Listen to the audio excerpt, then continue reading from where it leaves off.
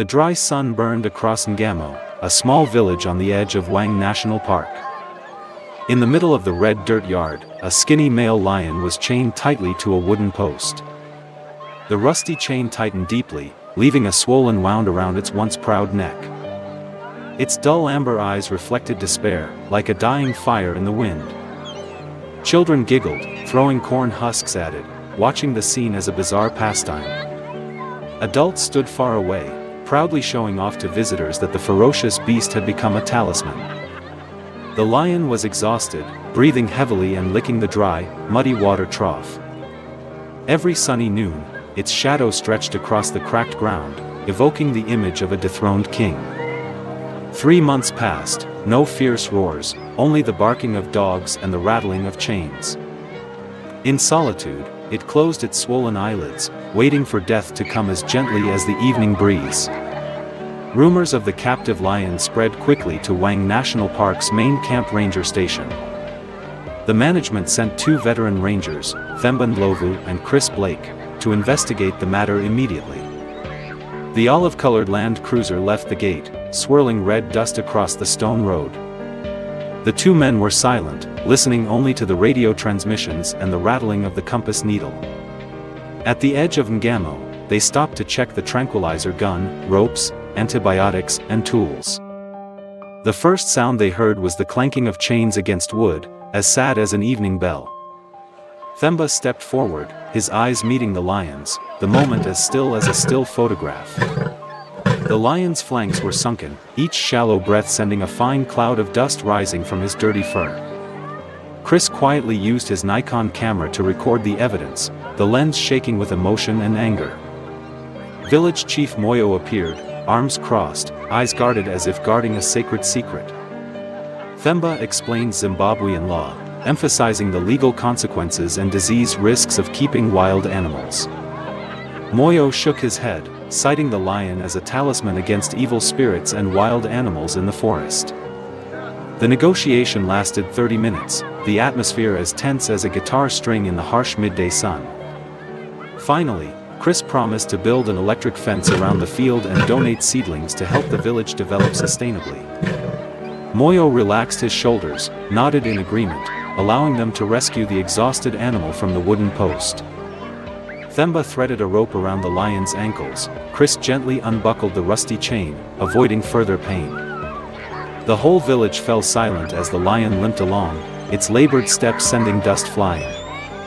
On the back of the truck, they laid hay and placed a small basin of water to cool the exhausted animal.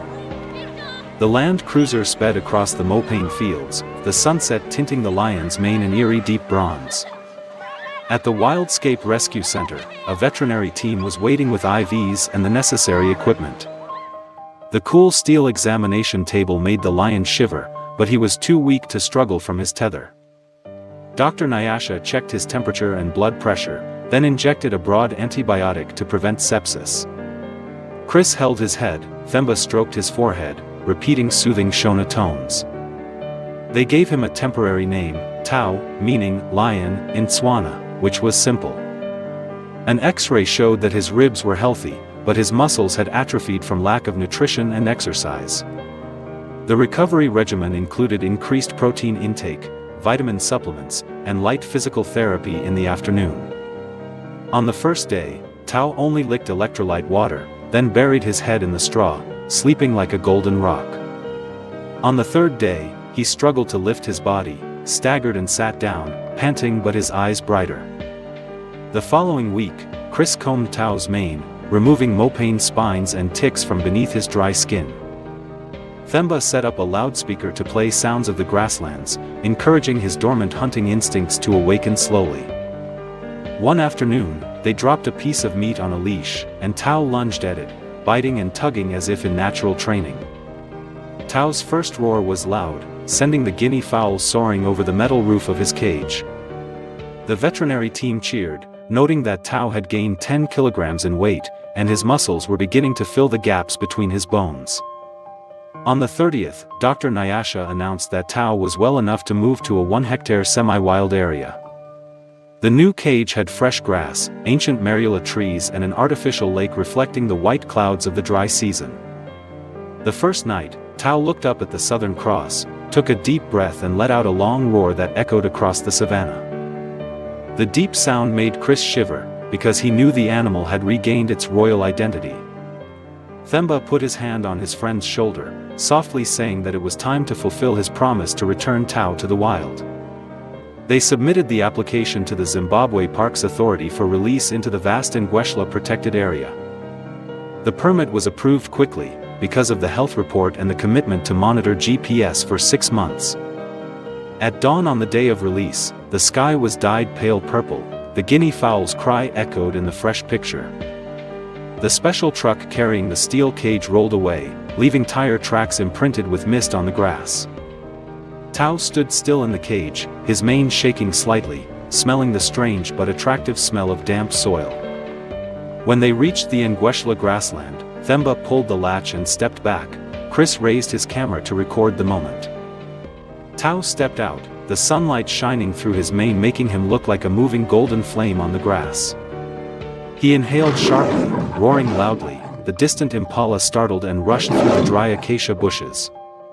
Tao did not leave, he walked slowly around the car, watching his 2 old friends closely. Chris raised his empty hands high, giving Tao the peace signal to turn around. Tao turned his head, gave a short whistle as a greeting, then started running towards the green bushes. The car started up again, rolling slowly, but through the rearview mirror they saw Tao following behind. He kept a distance of 10 meters, not aggressive, just quietly like a bodyguard escorting the convoy. Themba tried to speed up, the dust swirled high, but Tao still clung on, using his long strides to glide lightly across the field. After 3 kilometers, they stopped under the baobab shade, hoping that Tao would tire and return to new territory.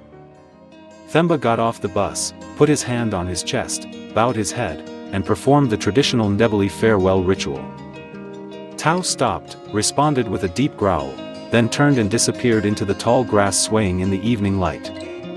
Chris breathed a sigh of relief, but at the same time felt empty, as if he had just sent a loved one off on a long train. They attached a GPS tracking device to the bus, then set up a private radio channel to monitor Tao. Reported the satellite release, confirming the initial success of the lion rehabilitation program. That night, the crescent moon hung high, but Tao's shadow still lingered in the 2 rangers' minds. They returned to the station, put away their guns, and washed off the dust, but the story was not over, only a new chapter had begun. 2 months later, the rainy season came late, the Wang grasslands began to turn green, and wild animals gathered to drink early. Themba and Chris were patrolling the edge of Namakondo, recording the elephants, when the radios were interrupted by the familiar roars. They cut the engine, stepped down, and saw Tao emerge from the eastern fence, something in his mouth. The afternoon light slanted through the bushes, illuminating the fresh impala meat, blood dripping down Tao's jaw. He placed his prize next to the fence, growled softly, then took a few steps back, looking at Themba for a reaction. Themba noticed the chain scar had faded, but it was still enough to identify the lion he had saved. He walked slowly to the fence, unarmed, wearing only the leather gloves he wore for his daily work. Tao pushed the meat forward, his amber eyes shining with pride and sincere gratitude. Chris filmed, but his hands were shaking, having witnessed the magical gift-giving ritual between 2 species for the first time. Themba opened the side gate, took the meat, bowed slightly in thanks, then replaced the cleaned bone. Tao growled softly, sounding like a deep laugh, then turned and ran toward the twilight-covered savannah. The nearby impala herd dispersed, but Tao did not attack. Apparently its hunt was over. Chris picked up the GPS case that had been attached to Tao's collar, surprised to see the device fall a few meters from the fence. That proved that Tao had taken the initiative to remove the collar, affirming his instinct to be free without human supervision. The 2 rangers looked at each other, understanding that the gift of meat was proof of the trust that had been built.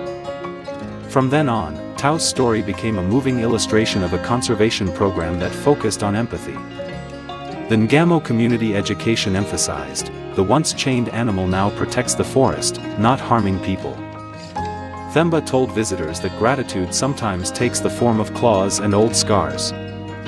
Chris saved the video to donate to the University of Zimbabwe, supporting research on the interaction between wild lions and humans.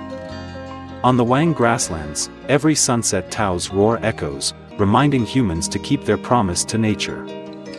Dear friend, thank you for taking the time to watch the whole video. Don't forget to like and subscribe to the channel to support us.